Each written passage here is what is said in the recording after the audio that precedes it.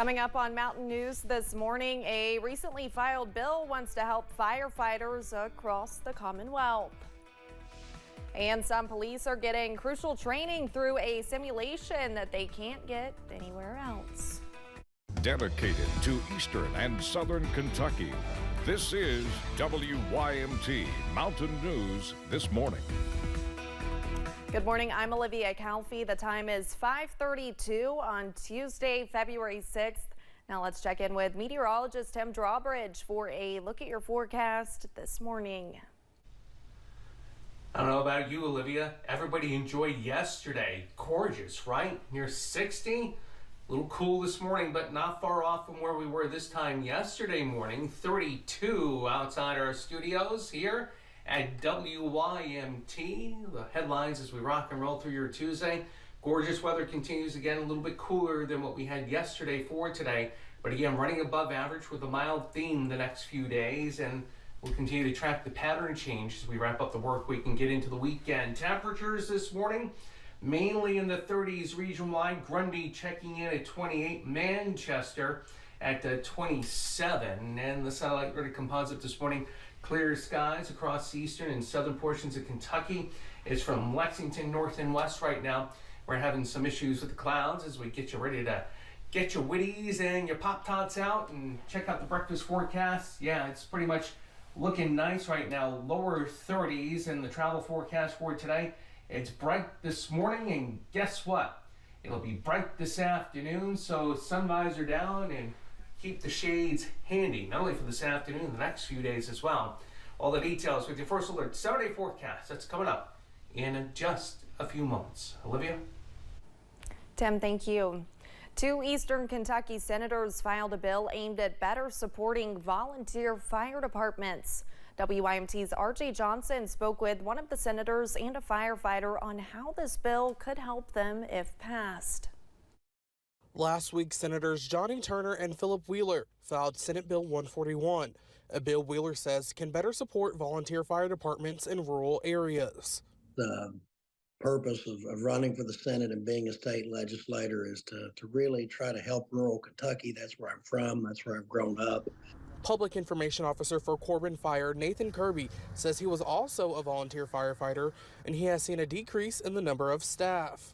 Almost everybody on our department volunteers somewhere in their home department. I was a volunteer at a fire department for about 7 years, and I was a volunteer in the time frame where I saw that the roster of members went from 50 to 40 to 30 over time. He says there needs to be change implemented to help these departments across the Commonwealth. So anything that they can come up with that's going to increase the roster numbers and the people joining volunteer fire departments is going to be a net positive for a community. There needs to be an incentive for volunteer firefighters. The incentive of just a sense of community with the younger generation just isn't enough anymore. And being a volunteer firefighter, there are some expenses that the public doesn't think about. Wheeler says this is an effort of better protecting first responders and people that depend on them. For folks protecting us, we need to also protect them and make sure that they're taken care of for the services that they provide to our communities. In Corbin, RJ Johnson, WYMT Mountain News. Wheeler says he and Senator Turner hope this bill is passed to improve recruitment and retention within these departments. The bill has been sent to the Appropriations and Revenue Committee. More than a month into the 2024 legislative session, one state senator wants to make change to Kentucky's education system. Republican Senator Lindsey Titchener filed 6 bills in one day, all focused on what she says will strengthen Kentucky's education system, from requiring cursive writing starting in elementary schools in 2025 to increasing the presence of parents in school leadership. Our school system as a whole is top heavy in administration. From the Kentucky Department of Education down, we have seen a lot of growth in our administrative roles, and parents are starting to pay a lot more attention to what their students are learning in schools. Another of the bills, Senate Bill 171, would change the rules for a school board's ability to remove a superintendent. Right now, 4/5 of a school board must vote to remove the superintendent. You can read more about this at WYMT.com. The Danville community is remembering the life of a police officer who recently lost his battle with cancer.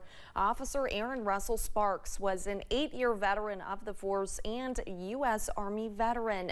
His battle with cancer began last August. His fellow officers say he worked right up until he simply could not work anymore. He died Friday morning, and later that day, numerous police officers took part in a procession as he made his final trip home from the hospital in Lexington. People he worked with say Officer Sparks had an amazing way with people. You know, the guys could look to him and see that that's the way we should be. We should try to be like Sparks in a lot of ways, not only physically but mentally. He embodied what it meant to be a good police officer. A celebration of life service is being planned for 6 p.m. this Thursday at the showroom in Danville. Visitation will take place at 4 p.m. 2 people are dead after a house fire in Letcher County. Officials with the Neon Fire Department were dispatched to the scene around 10:30 Friday night. The bodies of 78-year-old Mary Alice Adams and 59-year-old Jeffrey Lynn Sexton, both of Jackhorn, were recovered Saturday morning. Both Adams and Sexton were pronounced dead at the scene by the Letcher County coroner. Their bodies were taken to the state medical examiner's office in Frankfort for an autopsy. No foul play is suspected. One person is dead after a single car crash in Pike County. It happened Sunday evening on Highway 194 East in the Stopover community. Police say 52-year-old Billy McFarland of Mouthcard went off the road and went over an embankment. McFarland was pronounced dead at the scene by the Pike County Coroner's Office. We have an update on a story about a crash that happened on I-75 in Whitley County last week. Charges were amended yesterday for Matthew Crowley and Jana Vorwerk after both were charged with murder in the death of a 2-year-old. A judge amended those charges to facilitation. Police say Crowley was driving when he hit another car. A child from that car was thrown from the vehicle. Both Crowley and Vorwerk face other charges. The case was sent to a grand jury. A Pulaski County man is behind bars after police say he reportedly struck someone in the head and face. It happened last week when deputies with the sheriff's office responded to a call at a home in the Braunston community. A victim told police she had been struck in the face and the back of the head by 26-year-old Matthew New. The victim also says New hit her in the head with a piece of broken furniture. New was taken to the Pulaski County Detention Center. A Tennessee man is behind bars after police say he was reportedly involved in a hit and run in Laurel County. 38-year-old Sam Culp of Nashville is facing several charges, including first-degree assault and DUI. Officials with Williamsburg police say the hit and run happened on Hicks Lane near London. They say Culp hit a woman following an argument, then left the scene. Police caught up with him later and arrested him. The condition of the victim is not known. Police officers across the Commonwealth are required to go through training through the police academy, but what about situations when an officer is tasked to learn through experience? Well, HPD officers say thanks to a simulation training system, they get to work with around 3 weeks a year. They can bring the worst situations to life and be prepared when it happens, if it happens. Everything we do in this system, it has a bunch of scenarios in it. There's hundreds. It's skill-based. Basically, it's good training. It's a refresher, and it puts us in a real-life simulated events that could occur from a day-to-day basis, from patrol to tactics. Richie says not only does this training system benefit their department, but it is also beneficial to folks in the community as well. Christian Appalachian Project is opening its newest food pantry facility in Rockcastle County. Governor Beshear joined project leaders to cut the ribbon for the new Grateful Bread food pantry yesterday. The new facility is more than double the size of the old one. Leaders say the extra space will allow more people to shop for groceries. Students are helping pack up boxes of meals that will be delivered to the community each week. These students packing hundreds of meals every single week, going to their fellow residents of the county, is a pretty special thing. And whether or not people would get those meals without these students, you got to wonder. So a big thank you to our school systems. Grateful Bread serves around 800 families each month and nearly 200 seniors. Coming up, this rapper got a little too excited at the Grammys after winning multiple awards.